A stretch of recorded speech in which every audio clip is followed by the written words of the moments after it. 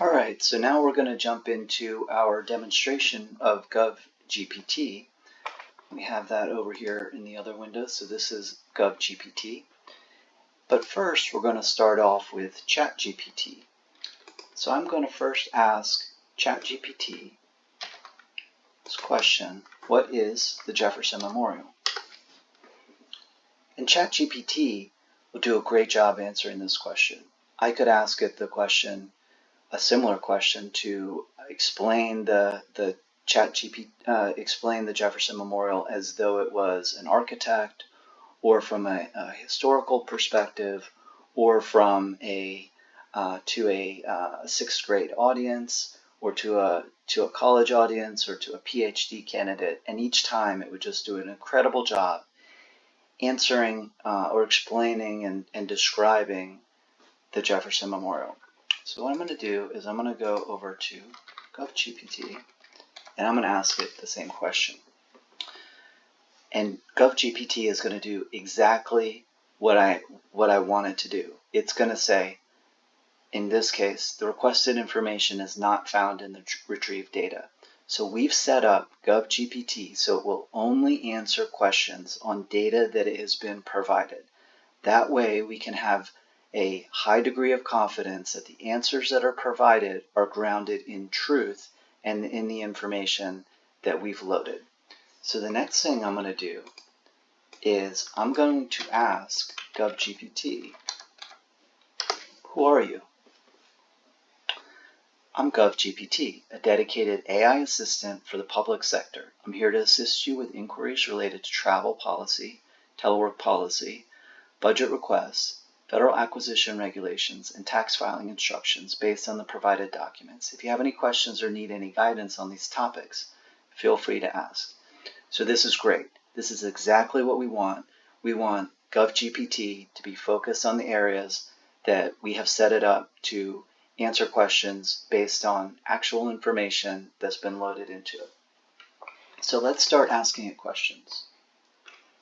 So the first question, and I'm going to reset this, I'm going to ask it, what are the types of telework at DOJ? So the Department of Justice has defined the following types of telework: routine telework, situational telework. Please note the telework types may vary. And then it actually gives me a reference to the DOJ telework policy, which is great because now I can see, okay, where did it find this information? How do I know that it is actually accurate? And this gives me confidence that I can see that it leveraged this document that I loaded. I can see where it pulled the information. So I'm really happy with that. Okay, so let's ask it another question here. Is an employee eligible for telework if they were disciplined 10 days last year?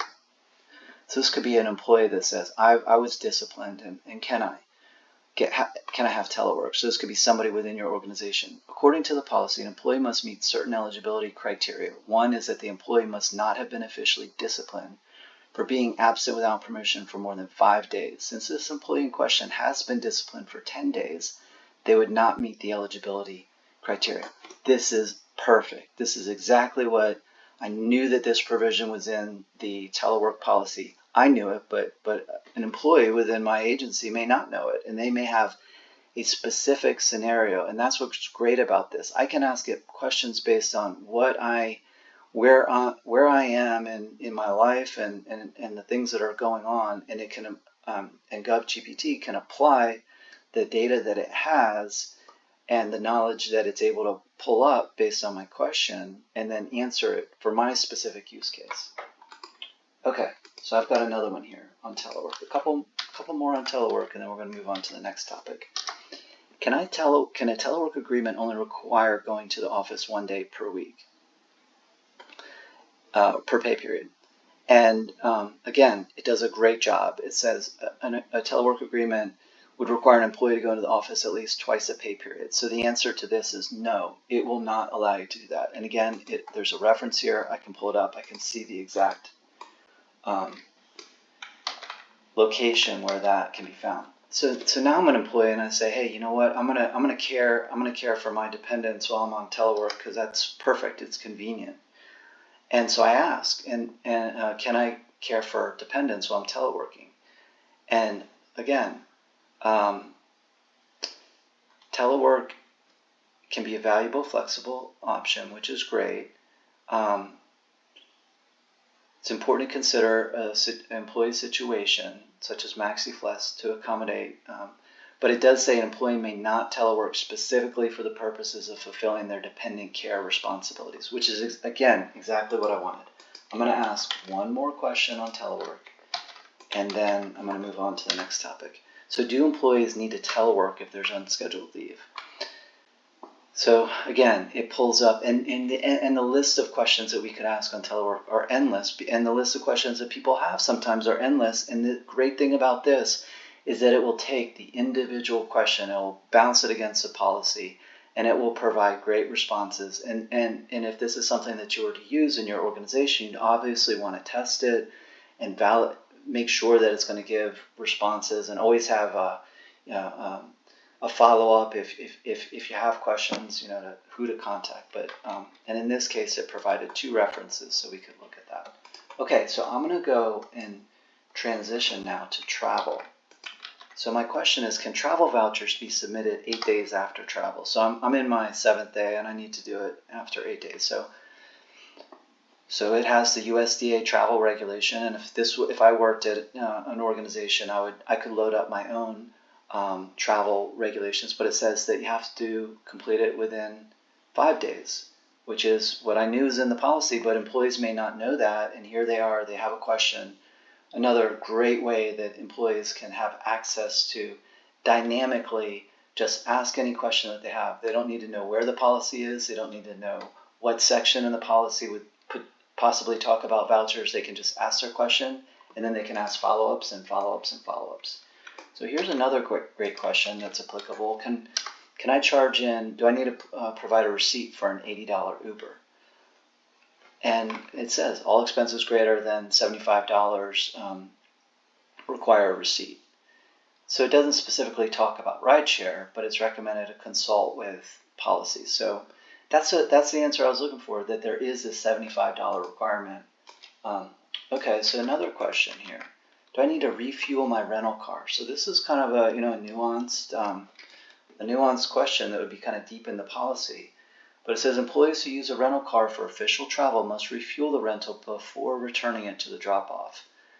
So there's no provision regarding the option to pay for the rental car to fill up the tank. Therefore, it's recommended to follow the guidelines and refuel the rental car yourself, which is, again, exactly in line with the policy.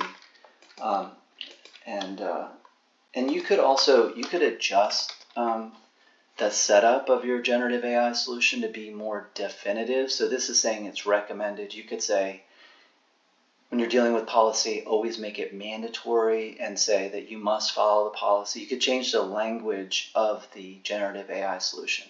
So I'm going to ask one last travel question, then I'm going to move on, and the other sections we don't have as many questions for on the other documents. But so can I expense $20 per day in telecom expenses?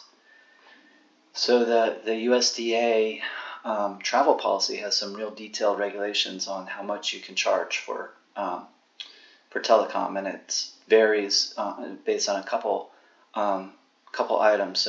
But bottom line is $20 is above whatever the thresholds are. So it gives you the references here. I could look here, and I could dive in and say, okay, personal telecommunications.